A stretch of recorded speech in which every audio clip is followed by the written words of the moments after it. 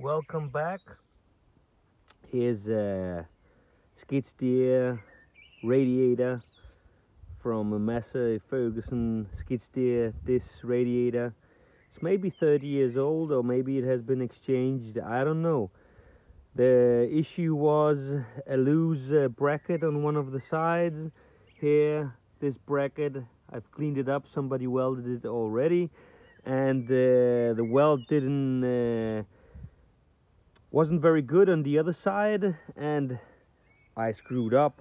I tried to weld it with some cheap alu SI sticks, which weren't really very good, and with a home propane torch I actually ended up making a hole in the radiator, and this was pretty soft. Everything was really clean, and this weld is really bad. You can see how loose it is, and now it's time for cleaning it up and using some epoxy glue suitable for this type of metal, and I'm really looking forward to the self-made fix. See you later.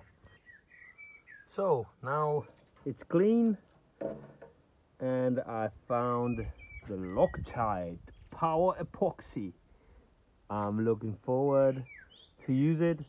I don't know why I didn't use it first place, because this area is pretty weak. I will do it in two stages. First the hole, I'll wait 24 hours. Sand it a little bit, clean it again, and give it a second round so the bracket will be attached to the radiator, and then pressure test, and hopefully it's gonna seal and be really good. So there's a lot of other videos where you can see how it's applied and stuff. I won't go into details about that. This is how clean it was before I tried welding, and yeah, obviously that weld wasn't good enough, and here we go. Loctite Power Epoxy and some glass fiber applied. Almost 24 hours into the process, drying process, hardening process. A simple leak test has been done. It all stays where it needs to be, and the problem seems to be fixed. Now it's time for some cleaning and attaching the bracket with the Loctite Power Epoxy. Well, hello again. So 24 hours later, this is the side that was fixed. I put some glass fiber in the Loctite Power Epoxy as well to even strengthen it, to make a stronger bond. And you know what, I did the other side as well, just to be on the safe side. Now it's time for grinding, and soon you will see the finished end result. Super happy with the outcome. A very solid bond, you know, nice and soft. Epoxy metal glue, 1 welding sticks with a home torch, blower, propane, gas burner, 0. I wouldn't hesitate any other time to use epoxy metal glue. This time I used the Loctite Power Epoxy. Do you need to strengthen and reinforce the bond with glass fiber? I would say no, it's not necessary. Will it help? Indeed. Will it last?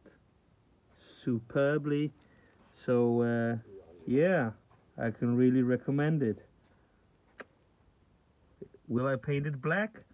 I'm not sure yet, but the radiator will be cleaned and at home pressure tested before it will be installed.